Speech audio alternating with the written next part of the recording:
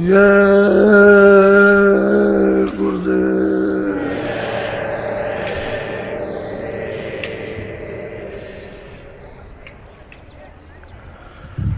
देखो, शंका में कभी मत पड़ो। जय गुरुदेव नाम किसी आदमी का नहीं है, मेरा भी नाम नहीं है, आपका भी। शंका में नहीं पड़ना चाहिए।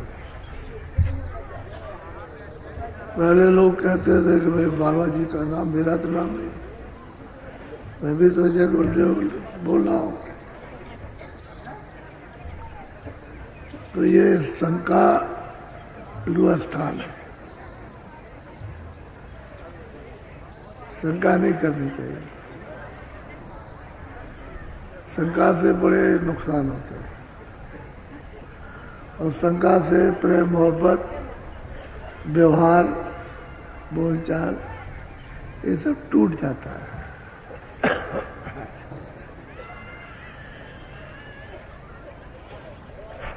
जय गुरुदेव।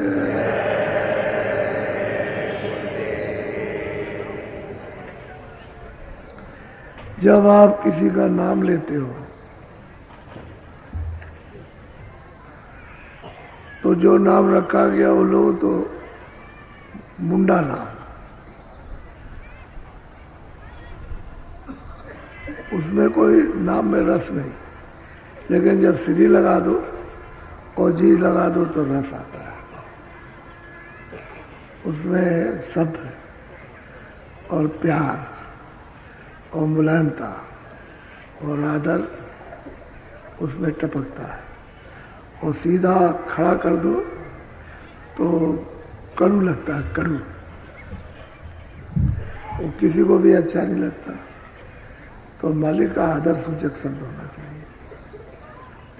ये ठीक है कि जहाँ पर गुरु के बारे में कहा गया तो गुरु मुख है ही, लेकिन आदर सूचक शब्द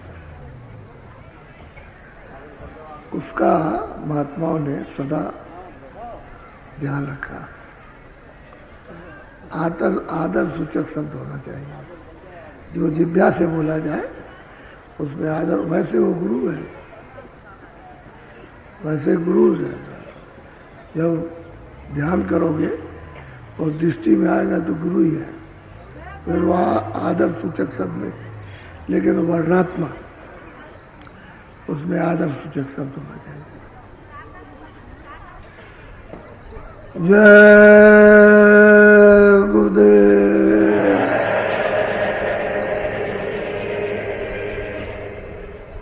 जय गुरुदेव नाम किसका। जय गुरुदेव नाम किसका। ये तो हम भी जानते हैं कि 7 बजे रखा गया, लेकिन आज होली है तो थोड़ा प्रार्थना अर्चना होगी पहले। सत्संग तो समय से शुरू होगा, लेकिन पहले प्रार्थना वगैरह कुछ हो जाए। ये होली में मालूम क्या होता है, धूल उड़ाई जाती है, धूल उड़ती है। तो महात्माओं ने कहा भाई कर्मों की धूल उड़ा दो, कर्मों की, यानी पाप पुण्य की धूल उड़ाओ। गाय में जलाओगे, कहते हैं योग रूपी अग्नि में जला दो। योग रूपी अग्नि, उसमें जला दो, उसमें सब भस्म होता है। लोहा लक्कड़ डालो, सब भस्म हो जाएगा।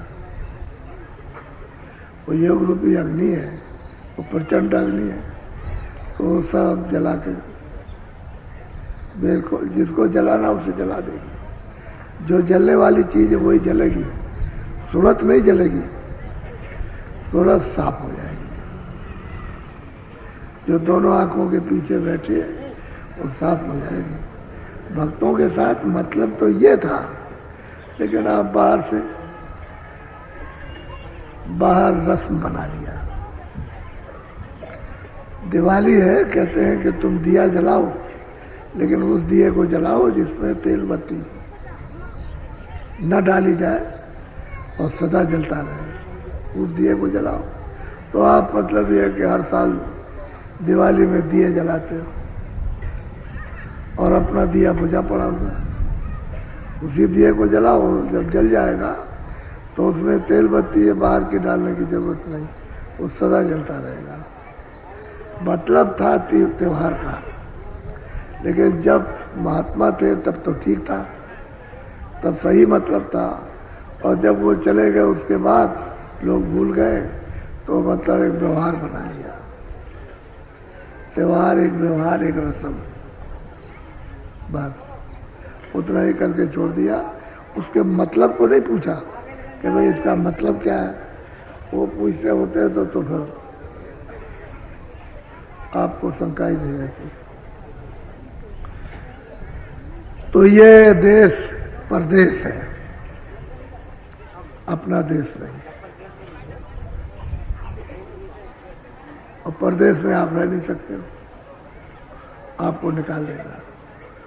निकालने का मतलब समझते हो कि एक काया इस देश की दी है, इसमें सूरत को बैठाया और फिर उसके बाद में जब समय जितना दिया पूरा हुआ तो कहेगा हमारे देश से निकलो, तो इससे निकाल देगा और फिर दूसरे देश में फंसा देगा कि चलो वहाँ तुमको बंद करेंगे। फिर वहाँ उसको बंद किया और वहाँ सजा दी और फिर वो कहता है कि चलो यहाँ से भी निकलो, तो तीसरे में बंद कर देगा। तो ऐसे कितने युग और कल्प बीत गए, कोई अंत है उसका? कोई। महात्मा किसी का खंडन नहीं करते, किसी का भी यथा उचित सबको बताते, खंडन नहीं करते। खंडन उनके यहाँ है ही नहीं, उनके यहाँ तो यथार्थ है। अब तुम्हारी समझ में ना है बस वही खंडन है, तुम जिसको समझ लो वही खंडन है, और जिसको ना समझो वो यथार्थ है।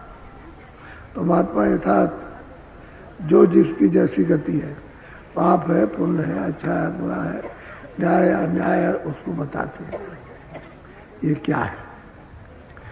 तो अच्छे काम से, दूसरों को सुख पहुंचाने से, आराम पहुंचाने से, दूसरों की रक्षा करने से, वक्त जरूरत उनके काम आने से, पानी पिला दिया, खाना खिला दिया, रहने को जगह दे दी, वो पशु पंछी आदमियों के साथ अच्छा व्यवहार, अच्छा बर्ताव, ये अच्छा काम है।